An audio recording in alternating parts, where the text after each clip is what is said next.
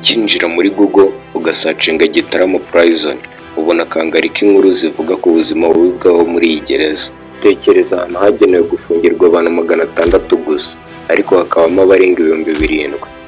Nta mwanya wo kuryama, nta mwanya wo kwicara, abantu bahagarara amanywa nijoro.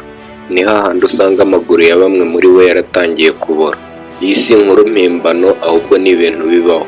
Muze twinjire muri gereza ya Gitarama, iherereye mu karere ka Muhanga, aha ni mu majyepfo y'u Rwanda. Ikaze kuri Panda Media. Ubushakashatsi bwagaragaje ko imfungwa zirenga 100,000 zipfira mu magereza hirya no hino ku isi. Ibyo byose biterwa n'ubuzima imfungwa ziba zibayeho muri gereza, indwara, ihungabana ndetse n'ibindi. Mu nyemerere tujyane mu karere ka Muhanga mu mwaka w'1973.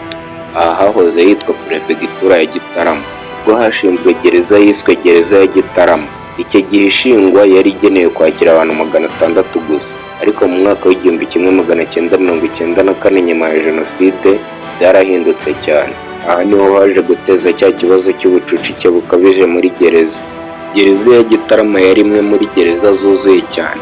Yari yarubatswe kwakira abantu bake, ariko mu myaka ya nyuma ya Jenoside yakiriye abantu barenze ubushobozi bwayo inshuro nyinshi. Ibi byatumye amahanga atangira kuyivugaho cyane. Hari bamwe batangije no kuvuga ko ari imwe muri gereza mbi cyane ku isi. Inkuru zinyuranye zatangiye gukwirakwira, hari n'abavugaga ibinyoma bikabije. Mu mwaka w'2023 umunyamakuru witwa Emma Claudine Ntirenganya yasohoye inkuru ibisobanura neza. Iyi nkuru yari yiganjemo ukuri ku byavugwaga kuri iyi gereza.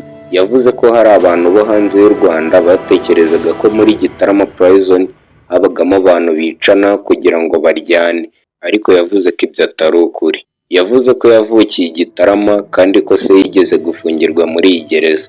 Kubwe ikibazo gikomeye cyari ubucucike, ariko ntabwo abantu bicaga abandi ngo babarye nk'uko bimwe babivugaga.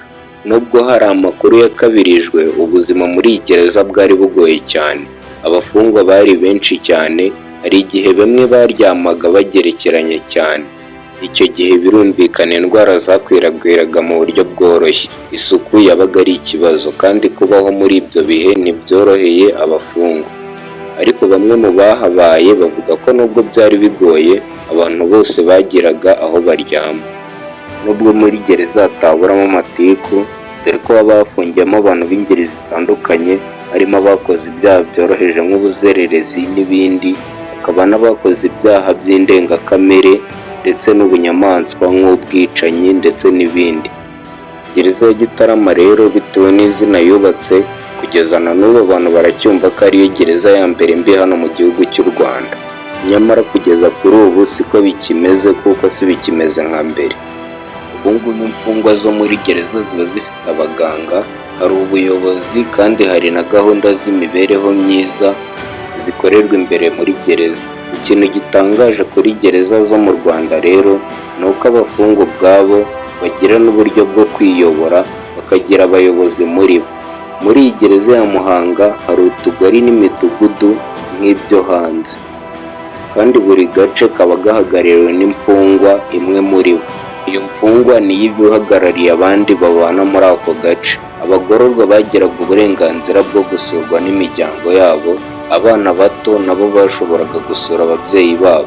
Hari gahunda z'amasomo, hari imyuga n'ubumenyingiro imfungwa zakoraga, harimo nko gukora inkweto, kuboha ibiseke, gukora n'ibindi bicuruzwa bikenerwa hano mu buzima bwo hanze. Hari n'abafashaga abandi mu bikorwa by'ubuvuzi. Ariko reka turebe ku kindi kintu kimwe. Inkiko za gacaca zaje ari igisubizo cy'u Rwanda. Ubundi izi nkiko zo zimeze gute, ziteye gute, ni iki kindi wazimenyaho? Mu gushaka igisubizo kirambuye, u Rwanda rwagaruye uburyo bw'ubutabera gakondo cyangwa se gacaca courts. Izi nkiko zaburanishije imanza ibihumbi n'ibihumbi, zifasha kugabanya ubucucike muri gereza.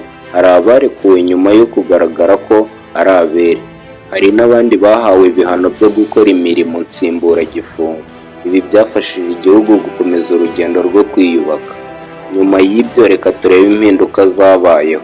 Uyu munsi gereza ya Muhanga ntabwo ikimeze nk'uko yari imeze mu myaka y'1990. Ubucucike bwaragabanyutse, Hari amategeko mashya, hari uburyo bwo kurekura bamwe by'agateganyo, hari gahunda zigamije kubahiriza amategeko mpuzamahanga yita ku mibereho y'imfungwa. Ni amategeko azwi nka Mandela Rules. Ahari imibereho mibi byarahindutse cyane kugeza kuri ubu imfungwa zisigaye zibayeho neza. Aho imibereho yari ikomeye cyane, indwara zikwirakwira vuba, amazi yanduye, isuku nke n'ibiryo bike.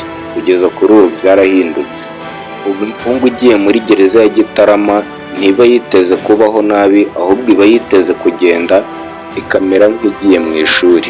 Umuntu ugeze muri iyi gereza aragenda akagororwa, akigishwa imirimo, agatozwa indangagaciro, akagaruka muri sosiyete ari umuntu muzima ufite ubwenge n'icyo azigezaho.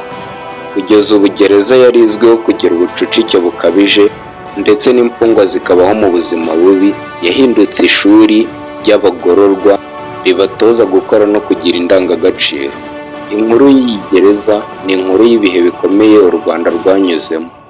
Ni inkuru y'ubutabera, ububabare no kwiyubaka. Hari amakuru menshi yakabirijwe, hari n'ukuri kutagomba kwibagirana, ariko ikigaragara ni kimwe: u Rwanda rwanyuze mu bihe bikomeye kandi rugerageza kubyubakiraho ejo hazaza heza. Ese iyi si yaba yarabyigiyeho iki? Wowe wateze amatwi iki kiganiro kugeza kuri uyu munota, ndagushimiye cyane. Ndagusaba gukanda subscribe kugira ngo utazajya ucikwa n'ibindi biganiro tugenda tubagezaho umunsi ku munsi.